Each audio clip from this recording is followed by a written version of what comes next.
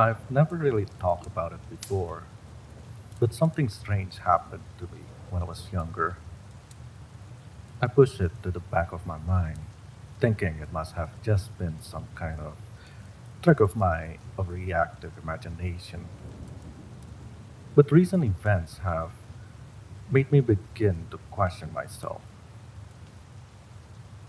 I'd all forgotten about Mr. Bibbins. That's Mr. Bibbins.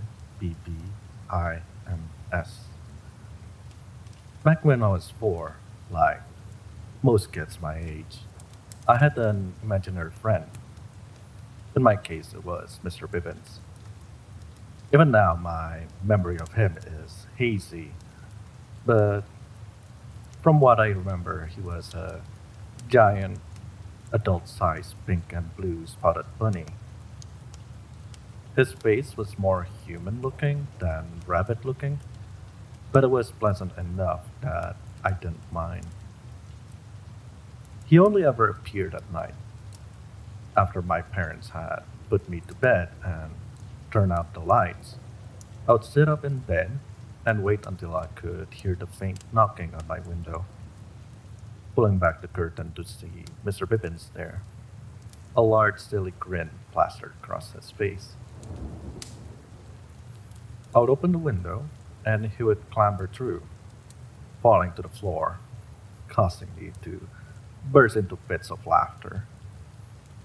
Sometimes my mom or dad would poke their head around the door, hearing my laughter at the odd hours in the morning.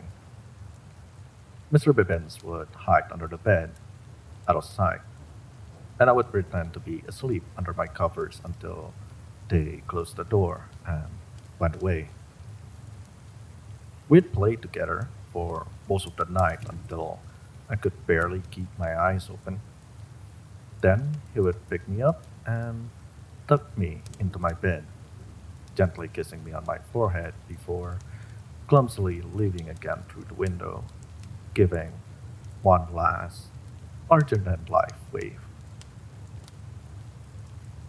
Whenever my parents questioned what I was doing the night before, I would tell them that it was Mr. Bibbins. They would never believe me, of course, they just assumed that it was my overreactive imagination, conjuring up images keeping me up at night. Concerned for my sleep, they stipulated that I could only play with Mr. Bibbins before bed. They weren't too happy when I told them I couldn't, as he only came at night. Mr. Bibbins would come back most nights, always knocking on the window just after my parents had gone to sleep, always clumsily falling through it. I always enjoyed playing with him. He had such fun games. One night, though, he seemed slightly out of character, not quite as happy or bouncy as normal. He seemed kind of deflated, like he had a massive weight on his mind. This upset me a little. I didn't like seeing my friend sad, even if he was imaginary, asking what I could do to cheer him up. He suggested that we go outside and play in the garden. Immediately, I was torn. My mind raced with thoughts of all the fun and games that me and Mr. Bibbins could get into in the garden with no parents to tell us off. It would cheer my friend up too, which would make me happy. But what if my parents came into my room and found it empty or found me in the garden? I would be in a world of trouble. Mr. Bibbins seemed to get agitated with my indecisiveness, constantly pushing the question as the night went on. I wasn't having fun anymore. This wasn't the fun Mr. Bibbins that I would play with every other night. In fact, there was something about how he was behaving that scared me a little. After a while, I brought up the courage to tell him how I was feeling. Almost immediately, he seemed to fall into despair. His face sank as the words left my mouth. His painted features dropped into a saddening grimace as he got to his feet and slowly made his way to the window, shuffling his feet, his shoulders hunched. A bolt of panic shot through me. Had I upset him even more? Running over to him and hugging him around his leg, I looked up at his face and asked him where he was going. Much to my despair, he gently pushed me away, saying it would be better for him to just leave. I obviously wasn't the fun friend he thought I was. My mind reeled with fear. I didn't want him to leave. I didn't want him to stop being my friend. Apologies began flowing out of me like a steady stream in an attempt to appease him, to make him my friend again. Tears were streaming down my cheeks, but I hardly even registered them. He held up one of his padded hands in a shushing gesture, looking at me with that same disappointed face. I stopped the torrent of words spilling from my mouth. Without another word, he opened the window and made his way out. But there was no larger than life wave this time as he left. No goodbye or joke to make me laugh. He just left. I cried all night that night. I remember my mother coming in to comfort me. I was inconsolable.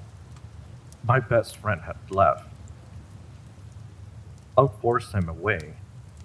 Why hadn't I just played outside with him like he'd asked? Why did he have to leave? I spent the next day sheepishly waiting for the night to come. I was going to apologize to Mr. Bibbins and then everything would be fine. As night fell, I waited at the window for Mr. Bibbins, ready for him to appear with that silly grin plastered across his face, holding his stuffed bunny. As soon as he came in, I would apologize for last night, and he would hug me. Then we could go into the garden and play all sorts of games and have all sorts of fun. We'd be best friends again, and we could forget about last night. I sat there eagerly, waiting for the knock on the window, checking out of the curtain from time to time, waiting. He'd be here soon. I woke up next to the window that morning, still in the same position as the night before. I must have fallen asleep waiting for Mr. Bibbins. He never came? I didn't leave my room the next day. I couldn't bring myself to. When my parents came to check on me, an expression of worry plastered across their concerned faces. I told them about what had happened with Mr. Bibbins. I explained about him asking me to go into the garden, how he seemed to change so quickly when I didn't say yes, and how he left and hasn't come back. They look at each other, sharing a concerned glance. Looking back on it, I get it. If my children were to say the same things to me, I would be the same. They arranged for me to go to therapy session once a week, in the hopes that it would help me separate my imagination from reality and help me forget about Mr. Bibbins. Therapy was okay. It was a lot of telling me about how the thought in my head might seem real, but they might not always be, and how to tell the difference between reality and my imagination. I didn't much care for it, but after a while, I noticed it helped. I didn't feel as sad about Mr. Bibbins, and he hadn't appeared again for almost a month.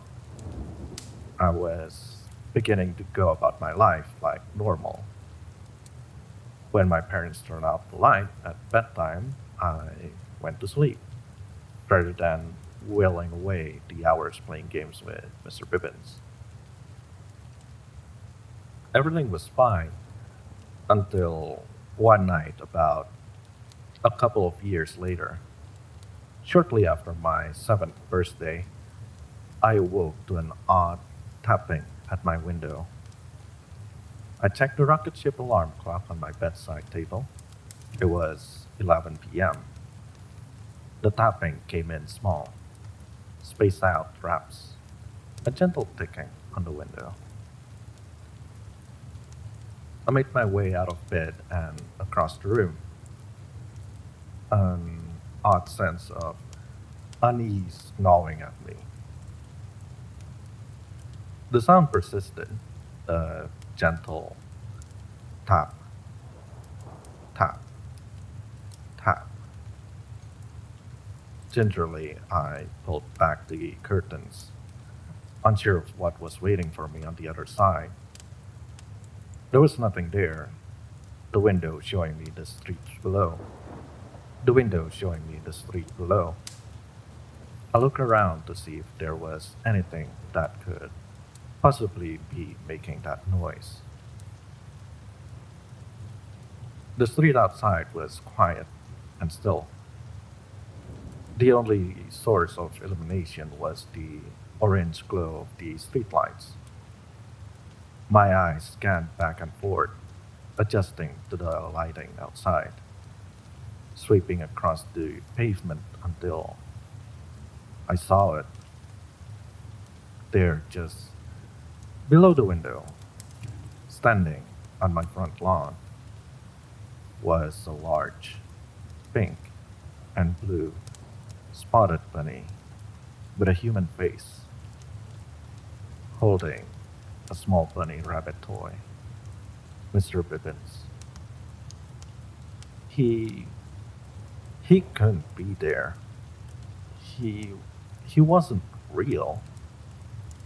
I knew he was imaginary, but he was standing there, large as life itself. I I was so confused.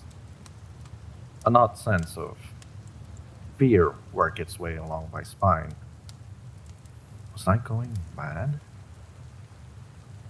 I looked down again. He was still there. When he saw that I had noticed him, a goofy grin spread across his face, and he raised his hand in a silly wave. Something seemed off about him, though. Although he still wore that same grin and moved with the same demeanor, he looked dissolved. His face looked older and rougher, and he had a matted, dirty patches of fur across his body, like he had been playing outside in the mud. He gestured for me to open the window. I did so with shaking hands, still not trusting that any of this was real. As I slid the window open, I could hear his voice, as familiar as ever, but gravelier than before, as though he smoked several cigarettes a day. It almost like he'd gotten older in the time I'd not seen him, almost like he'd fallen on hard times. But he was imaginary. I I wondered if this was how subconsciously I wanted to see him, wanted him to have fallen on hard times without me so that he knew how much we needed each other. It made me feel a little guilty. He apologized to me for how he had left that night, an expression of sadness and remorse covering his face. But he was back now, and he wanted to play, just like old times. He said the last part with a look of fleeting hope, looking me in the eyes. He asked if he could come in and play. There was an odd tone in his voice that I didn't like. I couldn't think why at the time, but I think it was desperation. Like, he needed to come in. Like, it was really, really important. Struggling to determine if this was real or not, I decided to let him in. There was no harm in it if he wasn't real. It would just be another thing for me to talk to my therapist about. And if he was real, then I would have my friend back after such a long time, and I would be vindicated. Finally, relenting, I pushed the worry thoughts to the back of my mind, now overtaken by the new sense of potential vindication. Shouting down to him, I told him that I forgave him and that he could come up if he wanted to, and we could play all the games we had before. I'll admit there was a large part of me that hoped he was real, hoped that we could be best friends again. Mr. Bibbins shouted that he had no way up. He couldn't climb like he used to, so he couldn't reach my window. I would need to get a ladder. Excitedly, I told him I would get the one from the storage room and lower it down to him. Then he could use that to climb up. Opening my bedroom door a small crack, I tentatively checked that there was no sign of my parents upstairs. I could still hear the sound of the TV blaring from downstairs. My parents were engrossed in whatever it was that they were watching. I slowly opened the door, careful not to make any sound that might alert my parents to the fact that I was still awake and out of bed. Silently, I made my way to our storage room and dragged my dad's ladder across the landing to my room. All the while, that giddy sense of excitement was present. This was just like old times when mom or dad would come in to check on me and Mr. Bibbins would hide under the bed. Slowly closing the door of my bedroom, I dragged the ladder across the window before lifting it through. It was heavier than it looked. A slight sense of worry bubbled up in my stomach as I gingerly began lowering it down to Mr. Bibbins. I was terrified I might fall out of the window, caught in the ladder as it pulled me down. Just as I was lost in that thought, my hand slipped on one of the rungs and it fell to the ground with an almighty clatter. Almost immediately, I could hear sounds from downstairs before the lawn was illuminated with the light from the living room as the curtains were pulled back. I heard a scream from my mother as she would obviously looked out the window and seen Mr. Bibbins. She screamed. She had seen him. He was real. I heard her yell to my dad to call the police as Mr. Bibbins turned on his heel and ran, his face a mask of fear. My dad ran out of the front door onto the lawn attempting to give chase, but by that point, Mr. Bibbins had vanished. My mom came straight to my room after that, bursting through the door and seeing the open window with me still leaning out of it. She looked terrified as she scooped me up in a tight hug, telling me that everything was going to be okay. I didn't understand what was happening. They'd seen him too, so that means he must be real. I wasn't crazy, and now we could be friends again. That was all I could say to her, but she kept shushing me, repeating that it was all going to be okay. A few hours later, a couple of police officers knocked on my door and asked to come in. They spoke to my mom and dad about what had transpired. I was sitting in my room, still awake, unbeknownst to my parents, listening as best as I could to the conversation taking place in the living room below. After my dad had called them, the officer had sent out a squad car to investigate. As it was en route to my house, they passed someone matching the description of Mr. Bibbins that my parents had provided. He was moving quickly and frantically down the street, looking over his shoulder as though he was checking if he was being followed.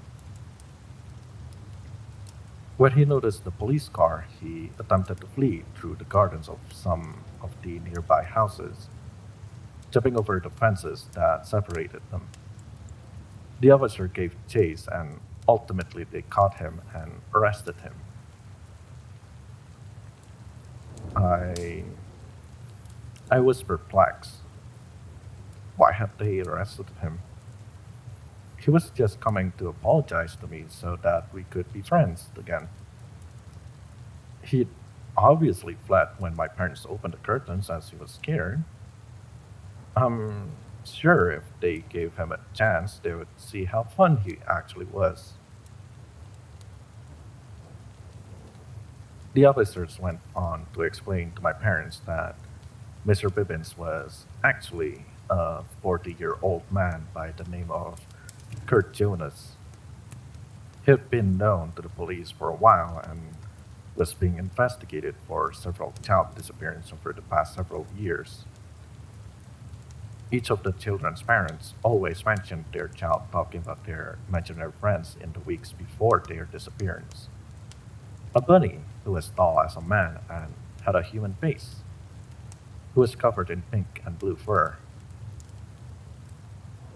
The pink and blue spotted fur of Mr. Bibbins was actually a large fancy dress suit, concealing all of Kurt other than his face, which he had painted to give me the impression he was a large imaginary bunny.